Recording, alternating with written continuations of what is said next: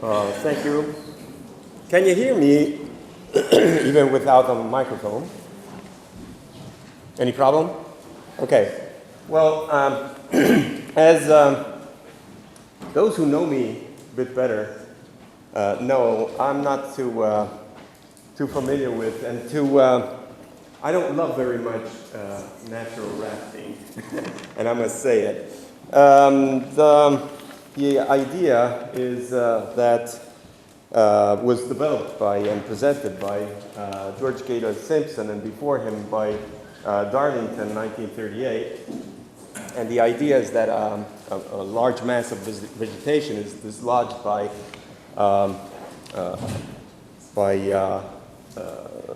storms and so on, and then buoyed out to sea, and that it can carry mammals off to faraway islands.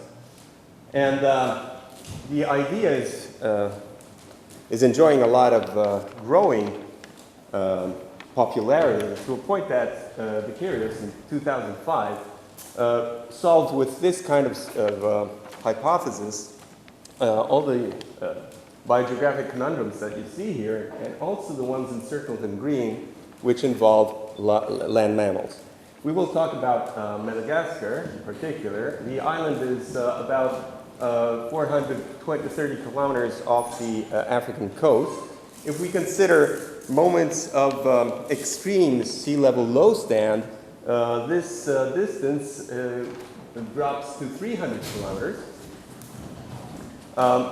These are the taxa that are living on the island today, and then there are two taxa that are extinct, and we will talk about hippos. We have these three dwarf hippopotamus species. They were more or less the size of a 1-2-year-old present-day hippo.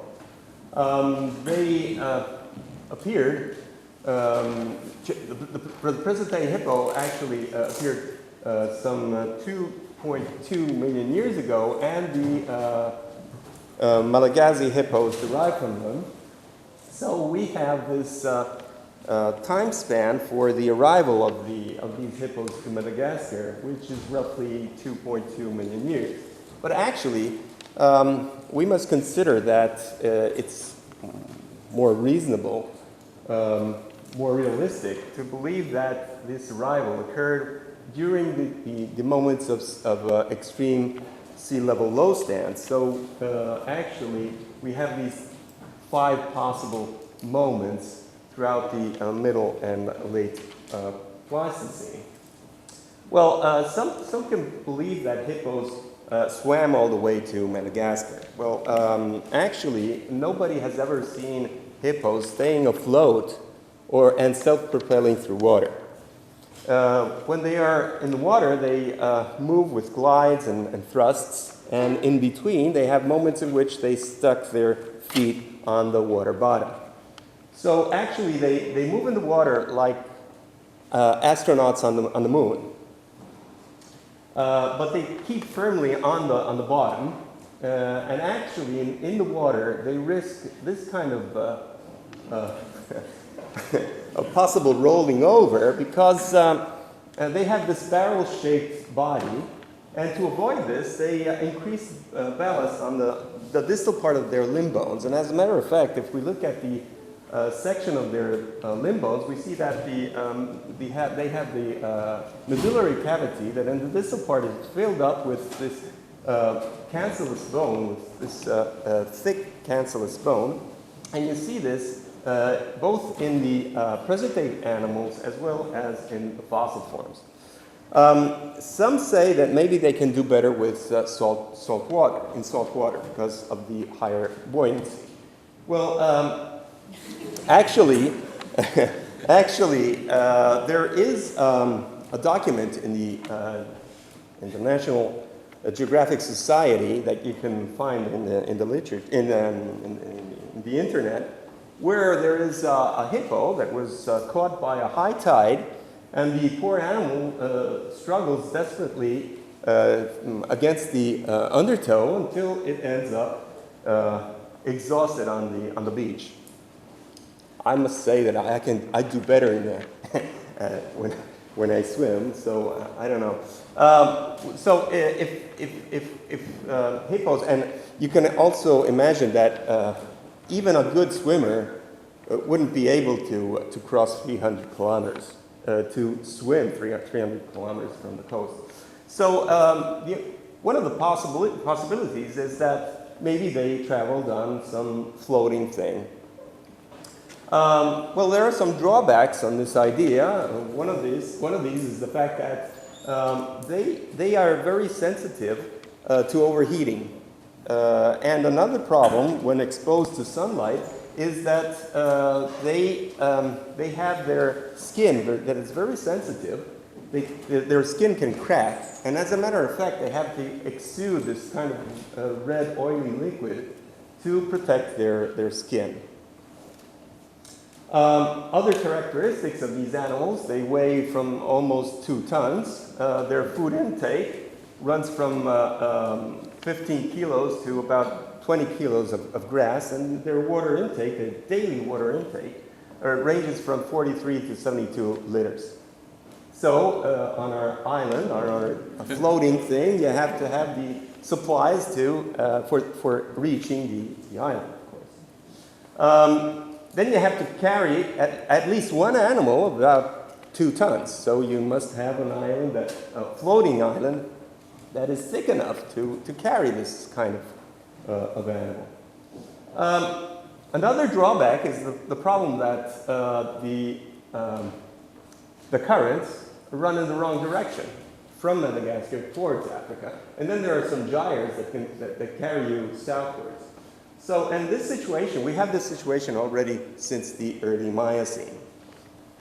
Now we tried to calculate, to try to see what kind of probabilities we have to calculate mathematically the probabilities that are associated with this kind of solution for hippos. And so we listed a set of variables that come into play with natural rafting. These include, for example, the lack of food, the lack of water.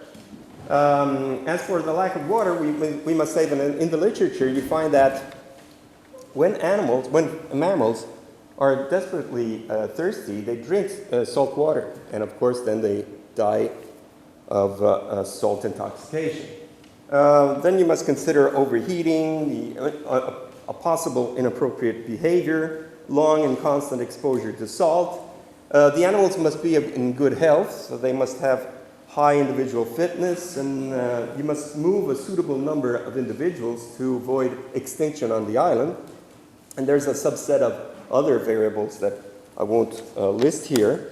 Then you must consider, for example, that you can have a pregnant female that can be carried to the island. And in this case, we must consider the length of pregnancy. We must consider that if the animal delivers during the trip, lactation requires an increased water intake. The characteristics of the natural raft, the floating debris must have suitable characteristics. We must consider the frequency with which this stuff forms through time. It must resist wave action. If it's a floating island, it must be composed by plants that resist long and constant exposure to salt. This floating island must also gather and maintain rainwater in sufficient amounts. And the floating debris should have a very low drag coefficient. This means that this floating thing should have a tapering kind of shape. If it's very rough, if it's very irregular, it offers a lot of resistance to the movement in water. Ideally, it should also have some kind of structure like equivalent to sail, to a sail or something like that, because otherwise the surface wind stress would be null for its movement in the water. So the contribution given possibly by wind would be virtually null. Then talking about the sea currents must be fast enough. They must flow continuously in a straight direction, and so on. So we tried to find in the literature the values for the different states of these variables. And the only we could find were the lack of water, the lack of food, and the velocities of the sea currents. As for the lack of food and water, we found the number of days of resistance without food and without water. For middle and large mammals, no, we couldn't find any for the hippos, because nobody has ever left a hippo die of famine and thirst. But anyhow, we tried to find many different mammals.